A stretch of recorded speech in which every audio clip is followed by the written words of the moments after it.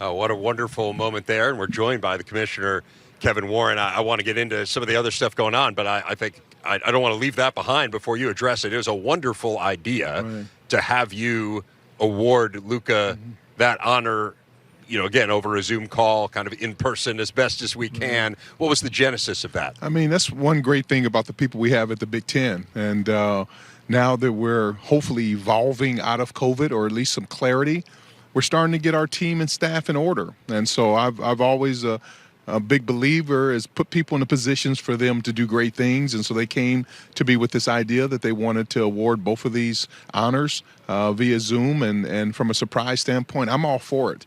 And it was really special to talk to two of those incredible student athletes, and especially Luka. He was in Philadelphia for like a pre-draft workout with the Sixers, and so it was a blessing. I mean, those are things as you look back, as I say, as long as we keep the student athletes at the epicenter of all of our decisions, then it's special. Oh, both of them incredibly accomplished, and congratulations to both of them on their massive accomplishments.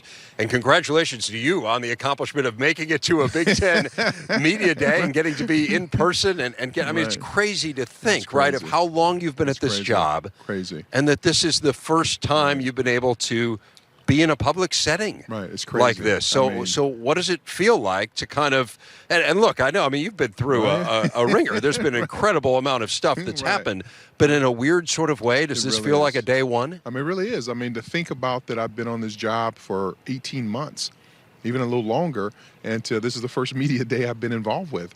And but that's the nature of where we are. As I said earlier today, I am really grateful to what happened last year, because it really provided me with the prism, into all of the importance aspects of relationships here in the Big Ten with our chancellors and president, our athletic directors, and our families and student athletes. And I look back that if I had had a normal 18 months, I probably would have had 8 to 10 meetings with our chancellors and presidents and a handful of meetings with our athletic directors. But when you start looking at the calendar and we're over 150 meetings, all that does is really build value.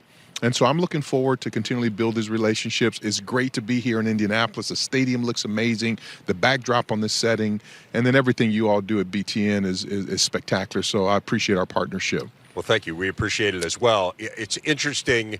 You and I have discussed this. I mean, no one's ever taken over a circumstance like this as a college major conference commissioner.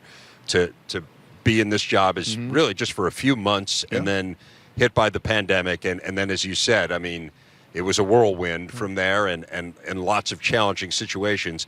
What's the biggest thing that you have learned about yourself in the last 18 months? I think the biggest thing I've learned is probably, I knew I have always been a calm person.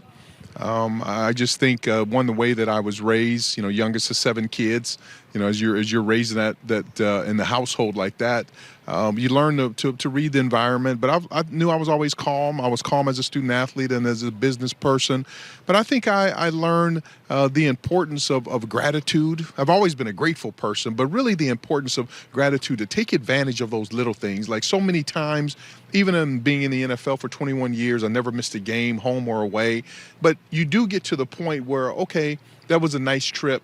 But now when you're, at home and working from home in the pandemic, trying to run this complex business, that spans literally around the world, there were employees that I had only seen since I interviewed them.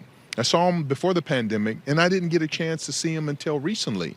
And so to deal with all those issues, and I think what it taught us is that there's so much creativity in all of us that we have to now operate in a mindset that not allow a pandemic to force us to be creative and different, to do that in a normal environment once we get back to normalcy. I do want to ask you one last thing about COVID. What's going to be the protocol this year for the conference? And some schools are mandating that the students all be vaccinated, others are not. So there's still the possibility, of course, that COVID could be an issue. How will the Big Ten handle it? Yeah, we have about 6 schools now who are mandating that. And the way that we're planning on handling it is we're gathering. We made an announcement on on June 6th with our chancellors and presidents, after consultation with our athletic directors and various people on campus, that we would decentralize this decision-making process. It would be based upon what's going on in our various environments. But that being said, we're in the process now now of gathering that specific information regarding the policies and procedures at our various schools. We'll get that the first week of August. We'll evaluate it. We'll get together with our athletic directors and chancellors and presidents to make sure there are no holes in that. And then we'll be able to issue a formal policy, prior to the season that starts 37 days from now between Illinois and Nebraska. So that's one thing I did learn last year, and I know when you and I had to do that Zoom call to make the announcement this season is very important to again be methodical, and the most important thing is to be inclusive. And so that's one of the things I'm focused on now, that before we finalize our policy for the fall and hear all the feedback from the schools, what they plan on doing, our chancellors, our presidents, our athletic directors, our people on our campus, faculty athletic representatives, senior women administrators, people will be involved, our coaches. Because that's a lesson that I learned last year. I don't take any lines of communication for granted anymore. I want to make sure that everyone's involved, everyone's in the same room, that we're all inclusive. And so we'll have a formal announcement, and that people will know. We'll have clarity before we start the season. There's so much going on in college athletics on a day-to-day basis. You think of how much things have changed just in the last month, and then just in the last day. Now, we have the reports out there about Oklahoma and Texas potentially reaching out to the SEC. There would be broad, sweeping implications for the structure of college athletics. What does that mean to the Big Ten? It means that I always believed that these kind of changes were forthcoming. I mean, I just felt, even coming to this job, didn't know about COVID, but coming into this job, I knew there would be name, image, and likeness on the table. I knew that there would be certain constructs of how, should pay for play occur with, student athletes. And we would have all this list of issues, the future and the sustainability of the NCAA and college football playoff expansion potentially, and also the shifting and movement of conferences, especially at the A5 level. So this is not a surprise at all. I knew these things were coming. And one of the great things about the Big Ten is that we have a wonderful group of schools, and now that we can get back to work. But I think the news, although speculation last night, but the news that came out, I think just reiterates the point of where we are in college athletics. And that's one of the great things about having Coach Alvarez join us. Because we will have people internally that we can talk about and contextualize what this really means. What does it mean to the conference? But there's so many factors. When you start talking about schools moving conferences, what does it mean to your network partner deals? What does it mean to the bowl relationships? What's the timing of it? All of those different factors. So those are the exciting things I look forward to working through here on a daily basis.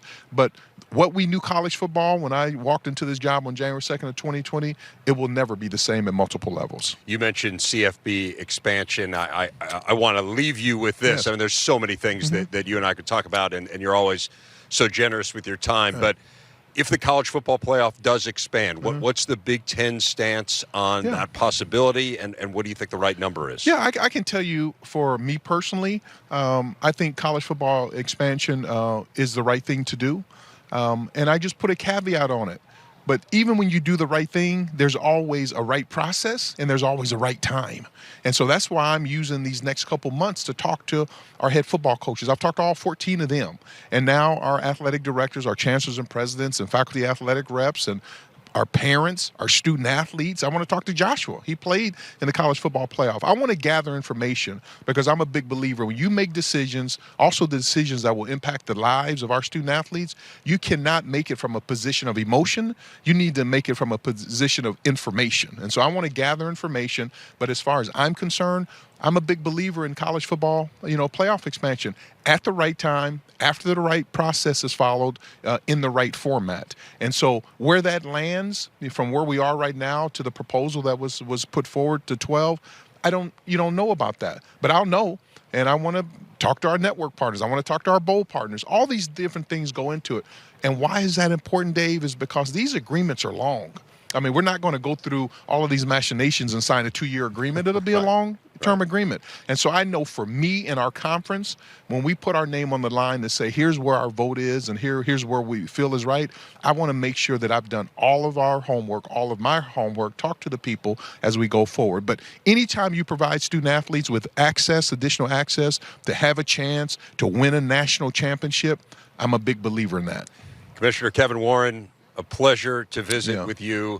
I know there's a ton going on, Right. but just take a moment to appreciate it all, and I look forward to embarking on this journey of the season with you. Yeah, I appreciate you, Dave, what you all do on a daily basis at BTN, to be a truly great partner. I mean, Francois, all of you, and I'm just honored to have this relationship with you. You're always fair, and we've had some interesting conversations over the course of time, on air and off air. So I appreciate your professionalism. Thanks, Commissioner. Yeah, Very much appreciated. All right.